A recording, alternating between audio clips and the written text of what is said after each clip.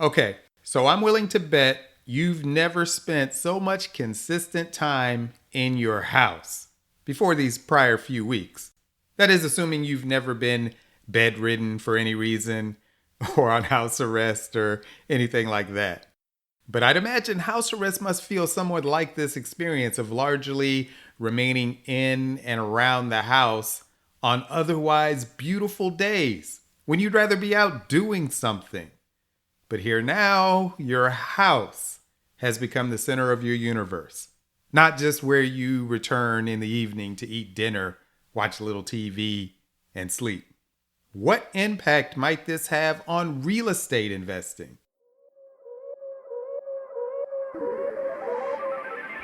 Husband, father, entrepreneur, realtor, a long list of other titles and descriptions, and landlord. Welcome to the And Landlord podcast with me, Jonathan Taylor Smith, also known as JT, following a roadmap to financial freedom through residential rental real estate. Welcome to the And Landlord podcast, and Lord podcast.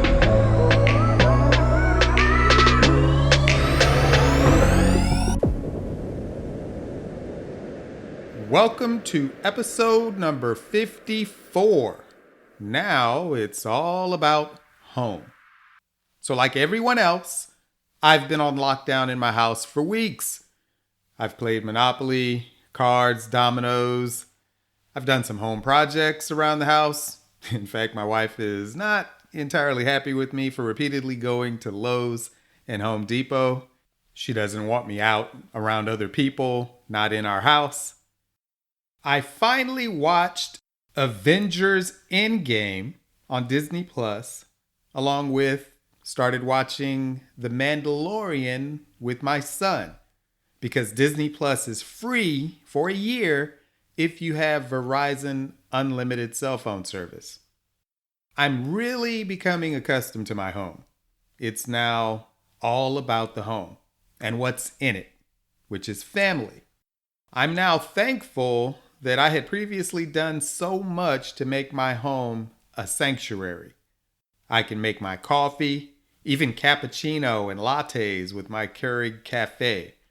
My breakfast, lunches, and dinners are great since I've got not one, not two, but 3 freezers in my home to stock up, which I had done well before any of this got started, as that's just how I roll. Not a full-on doomsday prepper, but I like to be prepared. I've got my fully adjustable bed that's great for working, relaxing, watching TV, sleeping, all in the same place. Got my fiber connection from AT&T with up to 1 gig speed so I can work. My son can play on his Xbox while we stream from multiple devices. I've even taken some time to play Star Wars Battlefront with him, something I haven't done in a while before all this. I've got an office in my house for when I need to have silence for a meeting and things like recording this podcast. Pretty much everything I need is right here. And good thing, because it looks like I'll be stuck at home like everyone else for a while. And I'm not looking forward to becoming a homeschool teacher here next week now that my son's spring intersession is over. It's all about the home. So how do you feel about investing in them, real estate, during a global pandemic? So just last week, during a global pandemic where much of the country and the world is essentially shut down, I closed on 3 additional townhouse units in a community where I already own several that each rent very well. And I could have come up with no end of reasons to back out of the purchase. Like I said, global pandemic. Everything shut down. We're all on lockdown in our homes. People are freaking out. Recession looming. Will tenants even be able to pay their rent? I could go on and on. Do you really want to be using your cash to buy real estate at a time like this? I've heard and could make convincing arguments on either side as to why now's a perfect time to buy and why now is the time to sit on the sidelines and stack cash for the coming price drop, which is then the time to buy. In this case, for me, I decided to proceed to closing on all three for a number of reasons. First, I didn't have to part with any cash for this purchase.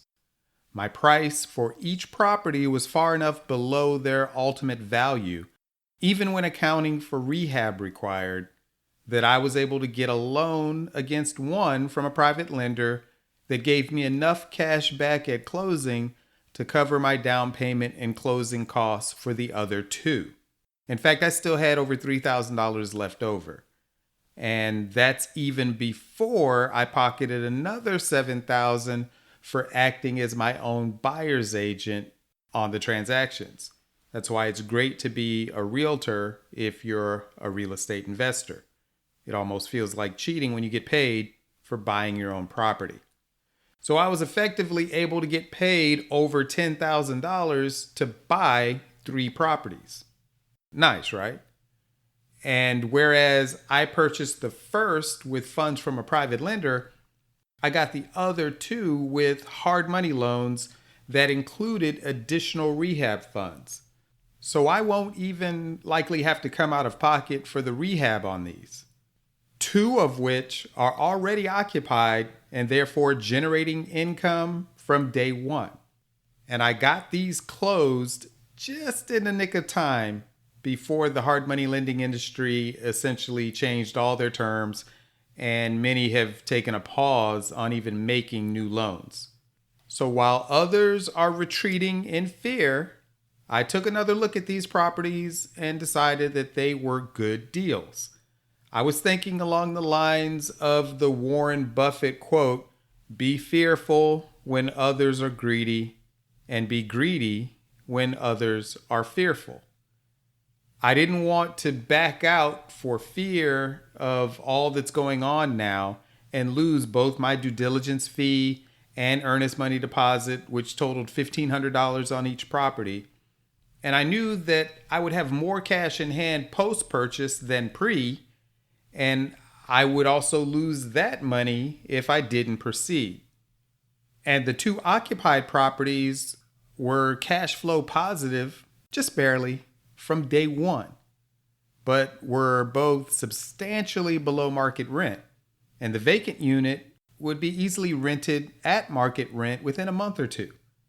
This would also give me a chance to add another Section 8 tenant, which I want at this time. Go back a couple of episodes for more on that. So I decided not to back away from obtaining more rental units, even at this time of the greatest economic uncertainty since 2008, and maybe even since 1929. And as we're now several weeks into this global pandemic triggered shutdown, it occurs to me that the home is now the center of everyone's universe. And so having more of them is going to prove to be a very good thing. With most people at home and many unable to work to earn an income, you might think that being a landlord would be the last business you'd want to be involved in right now. But consider that the government is getting ready to essentially print, or really just create electronically, trillions of dollars, billions of which will be used to get money into everyone's hands. And one of the things people are expected to do with that money is pay their rent, pay their mortgage, buy food and medicine, and pay bills of all kinds. And did I mention that high on that list of bills needing to be paid is rent? Why would I not want to be in a business for which the federal government itself is literally giving people money so that, among other things, they can pay me? Joking aside, It's nice to be in a business that is seen to be so critical to society that the government supports it with not just beneficial tax treatment, which is very true of real estate, but direct cash infusions to its customers. And that's because it's all about the home. I fully expect to see a Section 8 type of program rolled out where the government pays a portion or all of your rent, which will cover some amount of just about everyone's housing expense. And I think we're almost certain to see some form of universal basic income where we all get some monthly stipend to cover our basic living expenses. Yes, call it socialism or whatever you want, but if nothing else, COVID-19 will be the trigger for the cradle to grave society that many conservatives and capitalists have feared. Because this event is going to be the portrait of why a system based on having to work for the essentials of life is going to be considered unrealistic or unreasonable, unfair. And so a global pandemic comes just when we're already debating if healthcare should be considered a human right. And just like the debate on marijuana, if you don't see where that's going, you're just not paying attention or you're blind. So maybe you need to go get some healthcare coverage to fix your sight. If you can't pay anything else because you're laid off, at least pay attention. You don't have a candidate like Bernie Sanders if there's no appetite for this sort of thing.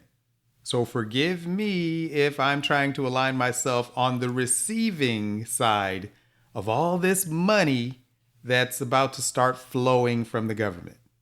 Housing is a critical element of society and of human life. Someone has to provide it, and the government will be paying those individuals for doing so. Now's a great time to be a landlord, and it's only going to get better. Sure, you've got some landlord-unfriendly states and cities, and right now you couldn't evict someone if you legitimately needed to because they hadn't paid rent for 6 months prior to COVID-19.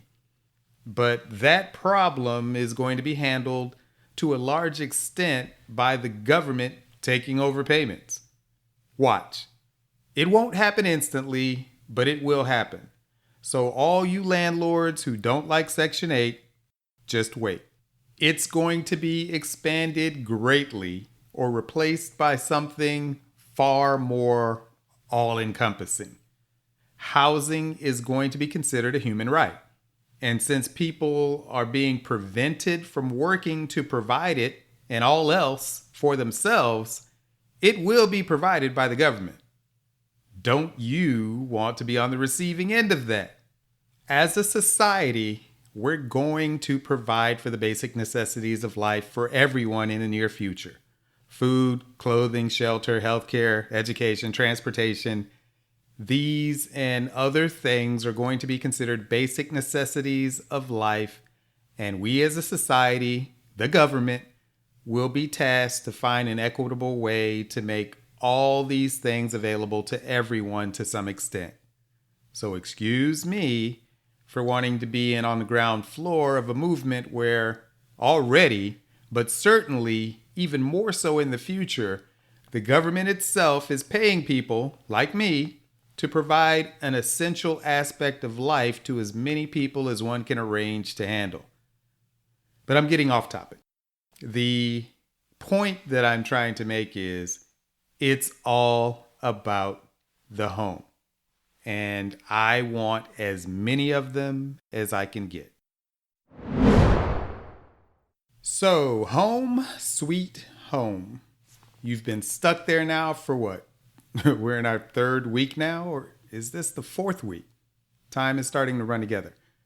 One weekend looks just like the next when you've done the exact same stuff for 3 in a row. Maybe 4. I don't even know now. Prior to the shutdown, I was working with several investor clients as their realtor, trying to help them find a property to purchase to offer as a rental. Some wanted turnkey, and others were seeking some level of distress to have a problem that could be fixed to make a profitable BRRRR deal. I've spoken before about BRRRR, buy, rehab, rent, refinance, repeat, on prior episodes. But now I'm getting mostly crickets. Almost everyone has either backed away due to fear or because they have no viable lenders or source of funds because they also have retreated. I can't even say if I'll be able to buy anything else here, as, like I said, I just got the last purchase closed in the nick of time before all the lending terms changed. And I would not be willing to purchase anything under the terms I'm seeing now. Interest rates have increased by 1 to 3%. Points also up by 1 to 3. One of my lenders has increased their per loan service fee from $749 to $4,000. Credit score requirements have increased. Reserve requirements increased. So it may fully be the case that it's just not possible to purchase anything right now in this environment, which means that if you can somehow, there should be some good deals out there. But I'm not even really seeing any major price drops on the MLS or in the emails I'm getting from wholesalers. So for right now, I'm also taking a brief seat to see how things go over the next month or two. But I fully expect things to open back up at some point here soon once some of this government money starts to flow and the shutdown loosens. And then, will you be ready to buy? I will, because it's all about the home. And I want lots more of them. Thank you for listening to the Landlord podcast with me, Jonathan Taylor Smith, by Blue Chariot Media, following a roadmap to financial freedom through residential rental real estate. You can find the podcast website and blog at andlandlord.com. The main company site is bluechariot.com. If you've received any value from this podcast, help me, please, to make it available to others, and make sure you don't miss an episode by subscribing and posting your 5-star rating, plus share it on social media. I welcome your comments on the blog.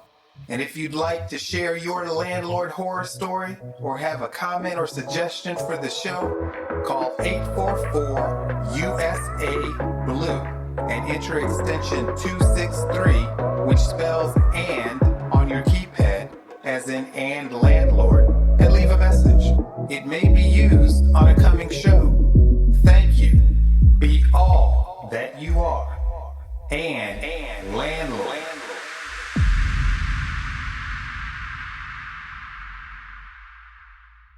Nothing on the preceding show should be considered specific, personal, or professional advice.